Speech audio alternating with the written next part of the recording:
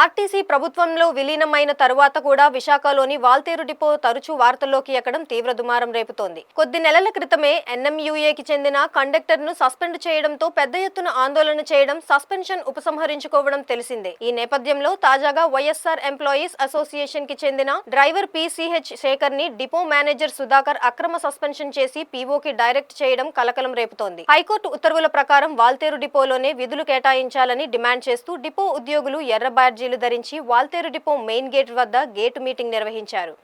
ఈ సందర్భంగా వైఎస్ఆర్ అసోసియేషన్ అధ్యక్షుడు అప్పలరాజు మాట్లాడుతూ డిపో మేనేజర్ సుధాకర్ అక్రమ చర్యలను నిరసిస్తూ ఆందోళన కార్యక్రమాలు కొనసాగిస్తున్నామని తెలిపారు. డ్రైవర్ శేఖర్ ను డిపో మేనేజర్ సుధాకర్ సస్పెండ్ చేయడం అన్యాయమన్నారు. అతనికి వెంటనే వాల్తేర్ డిపోలోనే విధులు కేటాయించాలని డిమాండ్ చేశారు. యాజమాన్యమే ఏకపక్షంగా చర్యలు తీసుకోవడం అవివేకమన్నారు. కోర్టు వాల్తేర్ డిపో మేనేజర్ ను తప్పు పట్టినా సరే ఆయనే విచారణ చేసి డ్రైవర్ ను ఎలా సస్పెండ్ చేస్తారని ప్రశ్నించారు. ఈ కార్యక్రమంలో విశాఖపట్నం రీజనల్ కార్యదర్శి కేవీ బాబు, అధిక సంఖ్యలో అన్ని డిపోల నుంచి నాయకులు, కార్యకర్తలు, ఉద్యోగులు పాల్గొన్నారు.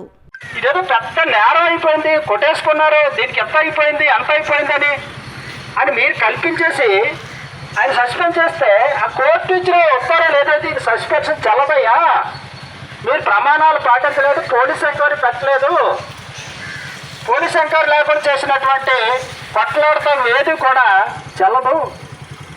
అంచేత పోలీస్ ఎంక్వైరీ ఆధారంగా వారు ఇచ్చిన రిపోర్ట్ని ఆధారంగా చేసుకొని మీరు చర్యలు తీసుకోవాలి తప్ప ఇలాగా మీరే విచారణ జరిపి మీరే చర్యలు తీసుకోవడానికి ఇందులో ఎటువంటి అవకాశం లేదు. ఇది తప్పుడు చర్య అని ఇచ్చినప్పుడు మీరేం చేశారు? ఆ ఉత్తర్వులు పక్కన పెట్టేశారు. మళ్ళీ పూర్తి విచారణట.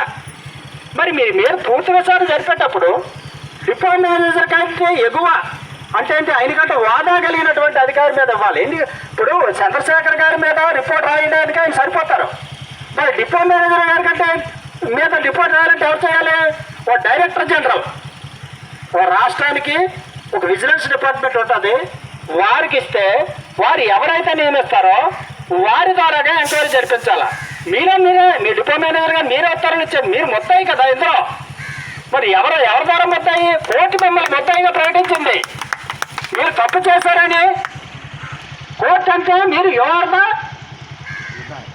మీరు ఒక ముద్దాయి అని కోర్టుగా భావించింది. అని మీరు ఎలాగా ఎంక్వైరీ రిపోర్ట్ ఇస్తారు, ఎంక్వైరీకి ఆదేశిస్తారు? ఓ సీఐ గారికి ఇవ్వడం అంటే అర్థం ఏంటి? ఎంతసేపు చంద్రశేఖర్ని ముద్దాయిగా చేసి ఇవ్వాలి, డిపో మేనేజర్గా తప్పుకోవాలా?